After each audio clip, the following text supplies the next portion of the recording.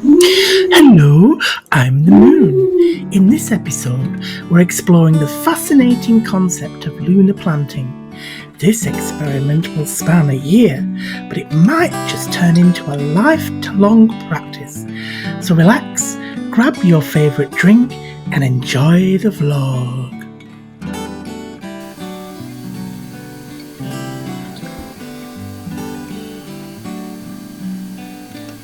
Good morning, my name's Paula and welcome to our channel Life with the Browns. The last time you saw us, it was the beginning of November and we were looking at the potatoes, which is in the bed behind me, which you can't see but I'll show you in a minute. And we were going to do some harvesting together and pick those potatoes. Now the sad news is, like we all have disasters with gardening and learning, is that we've had numerous storms which brought torrential rain and wind, and unfortunately I had to empty the bed because there was a risk of the potatoes that were in there just decimating. There was quite a few that were rotten because of all the water, and it's not just the rain. I'm slowly starting to see that the Southeast Queensland summer is, even though it hasn't started yet because it's not December, is wet, humid, hot, and with all that it brings pests, and it's a real struggle for some plants to survive. So what I've learned, I think, for next year is not to grow potatoes in the heat, that's for sure, but also not to do anything that has a fruit on it as well because of the fruit fly, which we covered in the last video. But since then I've been doing a lot of reading about moon planting and organising your garden and planting your garden around the phases of the moon. And it's not all this airy-fairy, I'm a hippie, I love hugging trees stuff that, you know, used to be bandied about in the 80s about people who had thought for the environment. It's actually based on real science. So like the gravitational pull of the moon, depending on what moon phase it's in, determines how water and plants react and microbes, sorry, a car just going past, in your soil. And I'm going to have a go at it and I do some experiments just to see if it works, how it works, how successful or unsuccessful I might be. So we had a full moon at the weekend. It's now the 19th of November. We had a full moon on the 16th of November and we're just going into the next phase. But over this week, according to the moon calendar that I've got, it means it's really good for things like rooting vegetables. So the gravitational pull of the water must come up somehow in your garden, and the root vegetable looks for some water with the roots as it's going in. So what I'm going to do, because it's just gonna get worse before it gets better with the heat and the humidity, is I'm going to look at plants that thrive in these conditions and plant them in time with the moon phases. So today it's going to be sweet potato slips. We've already got some that are going really well around the corner in little buckets, but I thought that we might fill a bed with them and see how many we get, if any, towards the end of the rainy, hot, humid season. So that's what we're going to do today. And also what I've done in the bed that we're going to put the sweet potato slips in is I'm doing a little experiment because my beds are raised beds and they're half ICB cut out tanks that had food grade stuff in them before I was using them. And I didn't set them up as wicking beds like a lot of people do, where there's a self-watering system that goes down and up. I just put holes in them so it drain like a huge plant pot. And that's been successful to a degree, but I've noticed there's not many worms in those beds. So I want to encourage worms and other insects that break things down and create a good ecosystem for plants to grow, giving them nutrients. So what I've done is I've taken a 5-litre bucket, cleaned it out, put some holes in it, and I'm putting the waste that we create in the kitchen into these buckets. I've got a lid on it so that things like rats and stuff cannot get in and make a mess. And I'm hoping that'll encourage worms into the bed, because there are holes in the bed that can come up from the ground and into the bed.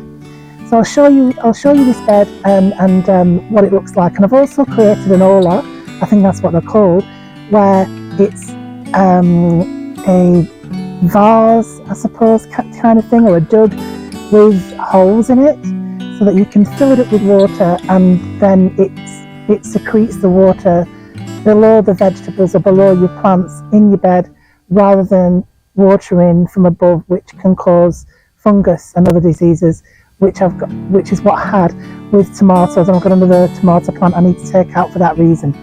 So let's have a look at the bed that I've prepared so far and what I've done.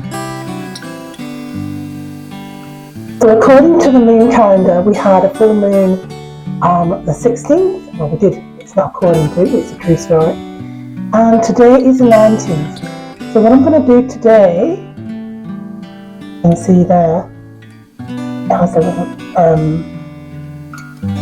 legend. Best times to sow or propagate root crops and perennials. Third quarter. So you might be able to see the top of an old milk carton here, and I've got holes in the bottom of it, it's buried up to its neck, and the top's still on it, and I've poured water inside of it. And I did that about an hour ago, and the water is almost gone. So there's holes at the bottom and on the sides. So that's good, that's what I want to happen, the water going out over a period of time rather than all at once. And then here, in this bucket here, it's 5 litre bucket with a lid that's secure, like a sort of Tupperware pot type of lid. And inside this we have some scraps from the kitchen, so things like onion skins and banana skins and some paper towel that's not bleached, and just things that worms can break down. And then we've got holes all around the side at the bottom and also underneath that are big enough for worms to crawl in and out of. Some people call it a free range worm farm. So this is going to sit in the middle of the bed. I'm going to leave it here until the gardening season begins for Southeast Queensland, which is March, to see if I can feed the bed that way and get some microorganisms into the bed, and also get some worms in there as well, and get this soil working for me.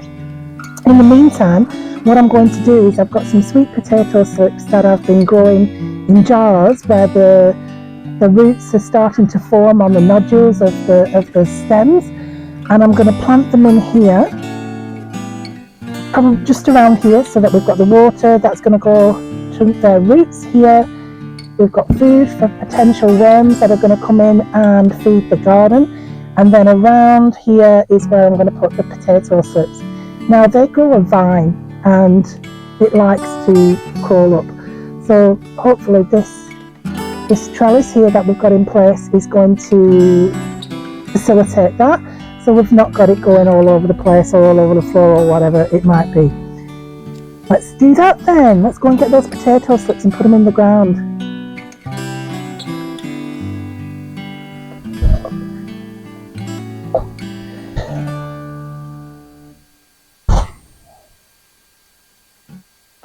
Okay, just went in and got my sweet potato slips that I've got. They're all at various stages of growth, but according to the moon planting calendar now, today and tomorrow is my window of opportunity to get the best from these slips. Otherwise I'm waiting another month, which is then December, and it's even hotter. And from what I can gather, sweet potatoes are very slow growing vegetables. And although the majority of us at the moment in the west, or I'm in the south and not in the west, eat the tubers, a lot of people will eat their leaves. Like, for example, we might have silver beet, or we might eat spinach. It's got very similar properties and a similar taste, and I'm going to try that as well throughout the summer, so that I've got some form of fresh green that I can take from the garden and put in curries or have in salads, that sort of thing. So, I don't know, where shall we start first? Let's put one down here. I've got a little watering can by the side of me with some rainwater in it, so also hoping that that's better than the chlorinated tap water that I would normally use. And I have to say that the formation of the roots within the glass jars in the window in the bathroom seem to happen pretty quickly. So in goes our first slip, and let's give it a bit of a watering.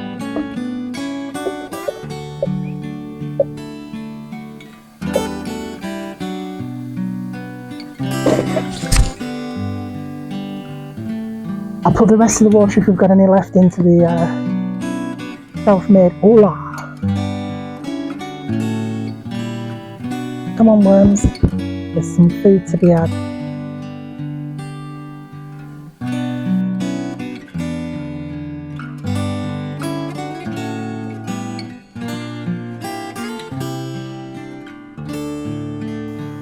We're in the latter end of November where the moon is waning, and so therefore the gravitational pull from the moon brings water down, which is a good time to be planting anything that's got a tuber, like a potato, carrot, parsnip, and we just planted sweet potatoes, or Paula just did. That's the waning moon.